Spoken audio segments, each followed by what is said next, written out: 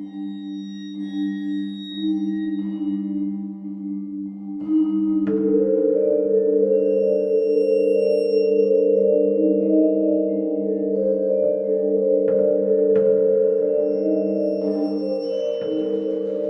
hello, and welcome to Dente Rigamortis. I'm Review Cultist. And I'm Dr. Leviathan.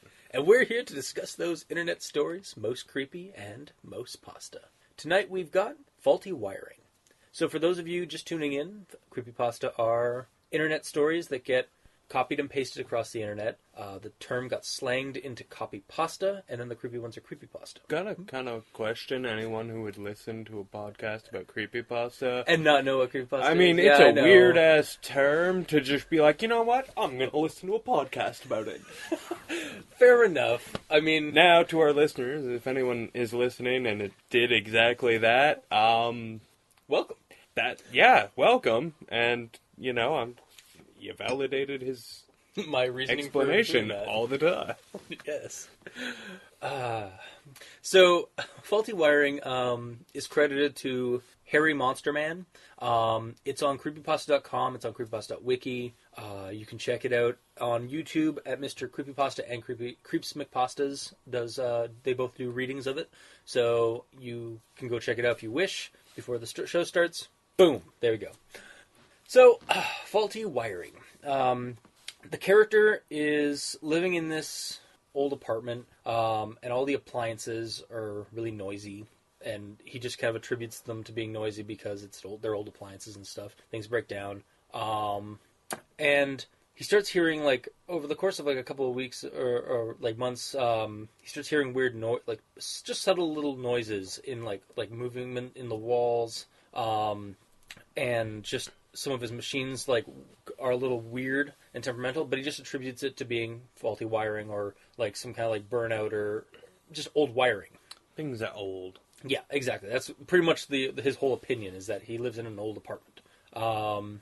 And he doesn't spend a whole lot of time in his apartment. He goes out and really just goes to his apartment to sleep and bathe. So he finds it odd one day when he realizes that he's missing things, small things, like a shoe or a remote or stuff like that. Just little things he's missing or he's misplaced, and he goes through the entire apartment and tries to find these misplaced objects and can't find them at all. So finally kind of just gives up and goes to watch TV and realizes that the lights aren't on. So he goes and tries to tune it and stuff, and it doesn't work. Then he realizes that none of the appliances in his house are working, except for the air conditioner, which is giving off that weird, annoying noise. Well, he turns it on, and it goes on for a little bit. Sputters for a little bit, and then cuts out. Yes. So he's like, crap. And I'm gonna go to sleep. Yeah, exactly. I think, he goes to sleep, and then he hears some weird, like, noises in the wall, like, behind the wall, like some of his noisy neighbors. It's like, okay, this is ridiculous. And goes down to maintenance to get the maintenance guy to come up here and figure out what the hell is going on. So he goes down there, and it's just like this noir style like thing. It's just like ash, like or like old, like, dust and ash in the air, and like an old static radio TV on the wall, and this, like, old guy just sitting there behind a desk, and tells him what's going on, and the guy kind of, like, begrudgingly gets up and goes upstairs to give him a hand with it. And he's looking around, he starts going through the fuse box and stuff, and sees that in the fuse box there is a little mini camera wired into the wall. And so he decides, and this kind of freaks out the guy, because it's like, who the fuck put a camera there? So the maintenance guy decides to have a more thorough investigation, and just starts going through the wall, like breaking through the wall, try and find where these wires are leading. And he finds out that the wires of all the appliances, the entire wiring of the apartment, has been rewired to a central cable. And so he goes through, and they find all these little mini cameras in vents, in little spaces, even in the eyes of one of the paintings that are on the wall. And so this is really creeping the dude out, not surprisingly. And then the wiring all seems to lead out to the wall in his room. And that's when the maintenance guy finds that the wall is a lot bigger on the inside in this port. So he breaks open the wall and so that he can fit in it, and goes in, and it's like, yeah, there's totally a cavity in here. Give me a second, I'm gonna have a look. Goes in, a couple minutes pass, and he comes back out, ghost white, like really nervous. It's like, dude, you're not gonna believe this. There's a room back there with like a bunch of crap, and there's multiple monitors and VCRs. I don't like. There's nobody there, but there's this room that's watching you. That's been watching you, and the guy, and this apartment like was checked before this guy moved in here, so this stuff wasn't here before. So the guy the maintenance guy gets wigged out, tells the character to like, I'd leave, and he obviously does so. Packs up his stuff and leaves, goes to his mom's place, and the police eventually do an investigation. They find the room. They don't find any tapes or anything like that. And then a couple of weeks later, a box pops up on his mother's front door, and there's a bunch of all these like things that he was missing, like all the little bits. And there's a piece of paper with scrawled on it, "I like your new place much better," and that's where the story ends. Burn it to the ground. Yeah. So, and that's really the story. So that's faulty wiring. So, reading it yesterday, I mean, this is cold. We both kind of read this cold turkey. Like, I didn't know much about this aside from that it was highlighted or it was spotlighted. That wrong. Sorry. The term cold turkey. Sorry, I apologize. Right, I totally did, yeah. Yeah, we kind of got into this, like, fresh. Just blind. Yeah, we went in this blind, just because I was, like, looking for a creepypasta to do for this episode, and there was a spotlighted one on creepypasta.wiki, so that's how I found this one. This is the type of organization we're dealing with here. Totes professionals. Totes my goats professionals. So...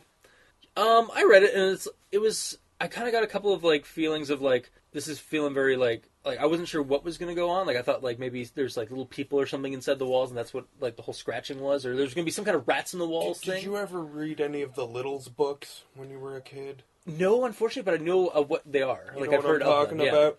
Yeah. I was that's totally going with that. I was like, it's going to be tiny little elf people with tails. And I'm like, this is going to be awesome. And that's not. And then it went into like this weird, like, not panic room style thing, but like how did the guy not notice that there was a part of his apartment that was missing, or like why is like the inside of the wall so much bigger? Well, I didn't, when I read it, I wasn't like, oh yeah, it's this great big room. It's just this tight, cramped little cubby where there's a bunch of monitors. Now that there's the monitors, there's like a room for a guy to sit there and watch them. Like little mole man. Pet the remote. Yeah. Or pet the shoe, because this guy apparently was, or this thing had a thing for the guy that was living in the apartment.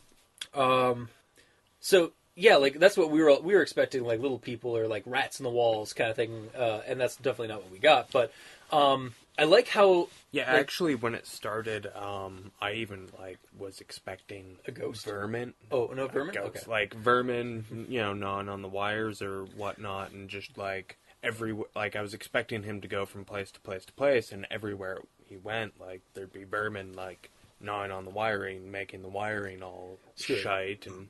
and then he'd move, and then they'd follow, and it'd be like this big... Oh, like... Why are they following me? Oh, like he was being followed, like, no matter what apartment he lived in. Yeah. Gotcha. Yeah. No, that would have been an effect. That would have been cool. Well, I mean... But there's... different ways you could go about when doing it this. Starts, like, it's really vague on which direction... Well, what there direction is no direction for it. It's just a guy explaining his old, cruddy apartment. Yeah. That said, I did actually, I mean, it didn't creep me out 100% or anything like that, but there was an inkling of creepiness to it because of the whole, like, you're being watched in your own home, or you're, in your own space. Well, yeah. And that's always an effective tool in horror movies or in, like, in these kind of stories, is the character realizes they're being stalked by something, or being watched by somebody that they don't know, and they've been completely oblivious the whole time. I want to know is like, I mean, actually, I guess it makes sense like why he wouldn't realize, or like why he didn't notice somebody going into his apartment and setting up all these things, because he wasn't there a lot of the time. He says he wasn't there a lot of the time, and it was happening when he was in bed, and he wrote off all the noises because that's what I was under the impression that's what he was hearing, was all of this being set up. Yeah, exactly. So it even begs the question, like, is this thing just a person, or is this something else? But it leaves you to the imagination to figure out what this is. I came up with this one thing, and I just can't shake it. It's because I like it so much. Because, you know, the old folklore is with the goblins and whatnot, right? And, like, the little fae and whatnot. I like the idea of, like, one of them who's become technologically inclined, and he's just like, you know what, this is going to be even more fun. Because that, you know, it ties in with the whole mischief of, like, taking the little things. Yeah, because the only reason, like that's also another thing that pointed me to, like, the direction of, like, a little creature or something like that doing this, is that it's taking little knickknacks. Either that, or it's like this weird creepy guy, or this little creepy guy in his wall that's like petting his stuff because he's obsessed with this guy and just watching him sleep. His name is Edward Cullen. Anyway, it's a Twilight joke. All right. Well, those movies are well past. We can drop the joke. We can move on. Anyways, what did you think of the writing? It was okay, I thought. It's effective. I mean, there's a few mistakes here and there, but like on a mechanical aspect, it works. But I mean, it basically needs another edit. Yeah, but it didn't do a too bad job. But it was effective. It was like the actual writing style was good. It worked. When I was reading the story, I wasn't like getting distracted by, you know, like, I mean, all I was doing was reading the story, but like, I didn't get distracted. It kept my attention, which is always a good thing. Well, it's better than some of the things we've read, even some of the good ones that I've actually enjoyed. You know, they just don't keep my attention for the whole time, and, you know, I get up to use the bathroom or something.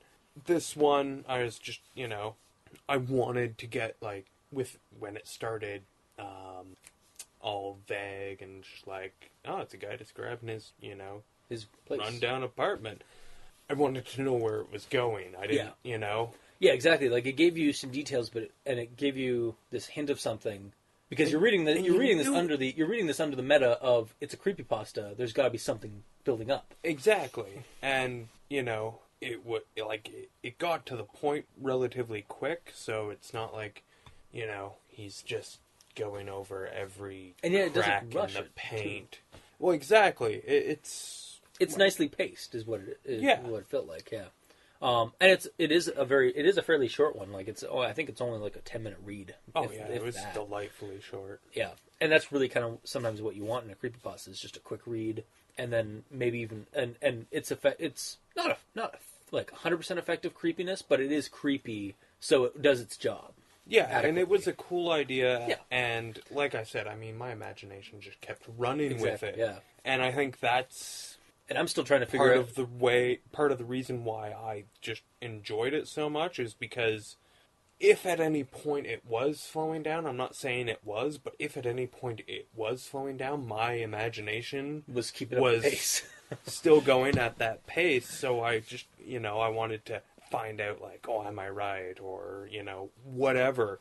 And the fact that we don't find out a definite of what the thing was, or what this thing was in his wall, just helps keep that going. Well, keeps exactly. The ball rolling. Like, again, like, I read the last part of it, like, I find your new place, but it's like, well, how the fuck is this thing it found another wall in his mom's place to stay in, or in the basement, or maybe in the attic, and like, I just, like, my mind just kept going after the story had ended, and it's like, well, how did this happen? What? And that's good. Like, you want that to, effectively in your story. Yeah, a lot of the comments, I did skim through a couple of them, and they were just pretty much like, oh, this is a cool pasta. Nothing really, anything fantastic, like, nothing like super over the top, or like either way. So, yeah, I mean, I guess effectively just a decent pasta.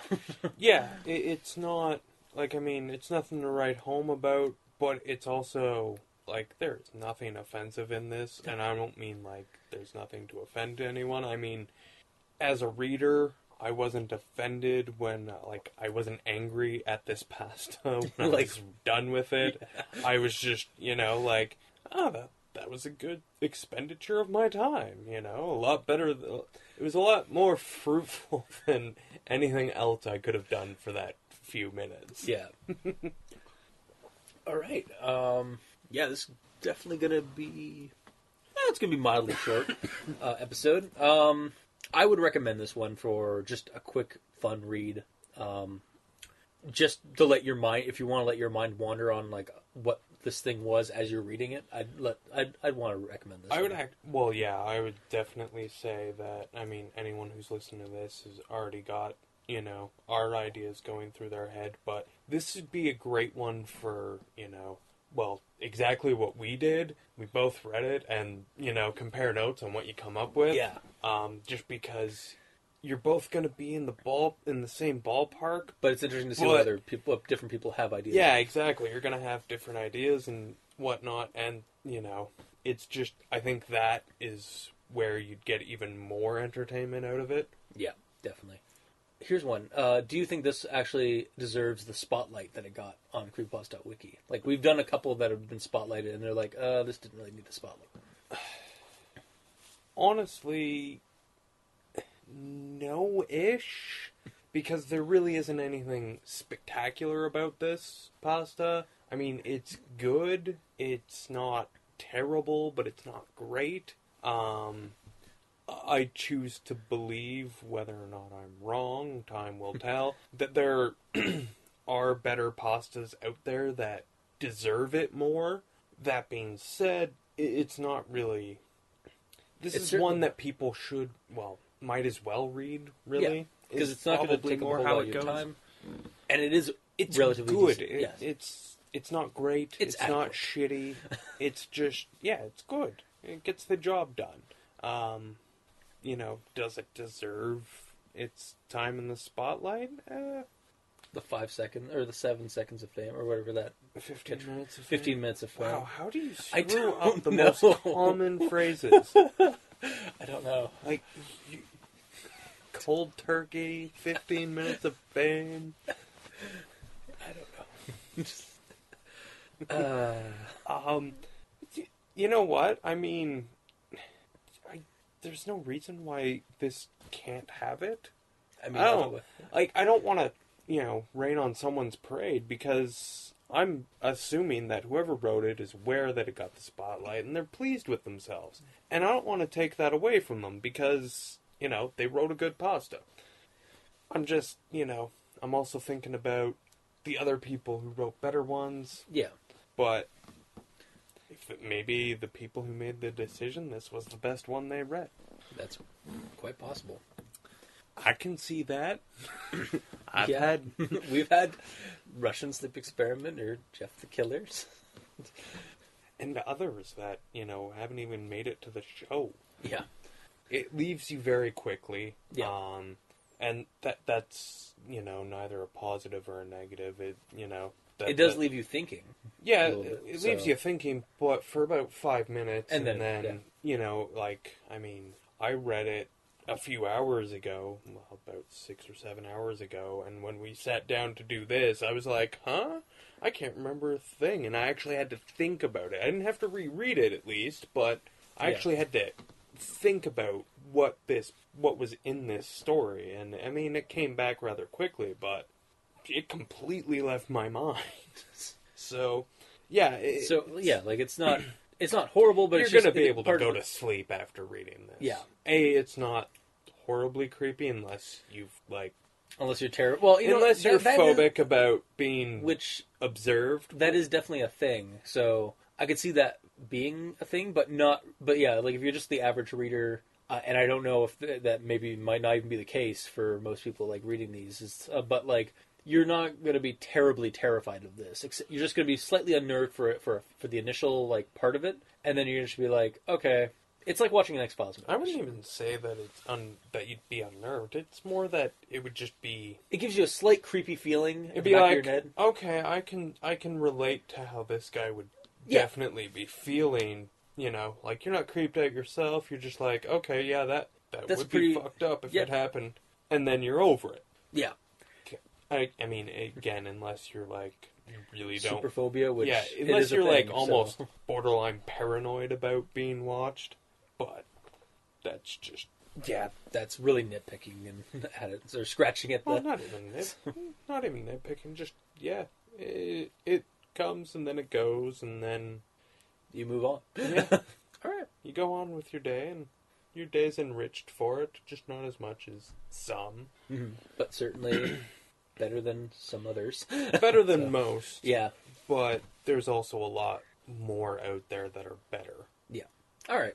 Then that's this week's episode. If you want to check it out, go for it. We will have the links in the description below, wherever this is posted. If you have any comments or questions or suggestions, you can get in contact with us on our Twitters. That's at Review Cultist or at Dr. Leviathan. We are on iTunes, so send us a review. That would be awesome of you. And you can also leave us comments and stuff in the comment section below, wherever this gets posted. And you can also send us an email at aldenterigamortis@gmail.com. That's aldenterigamortis@gmail.com, where you can send us other creepypastas that you'd like to have us suggest on the show. We are starting to get a small stream of suggestions in, so we will start going through that list. And until next time, I have been your host, Review Cultist. And I'm Dr. Leviathan. And this has been Al Dente Rigamortis. Sleep well.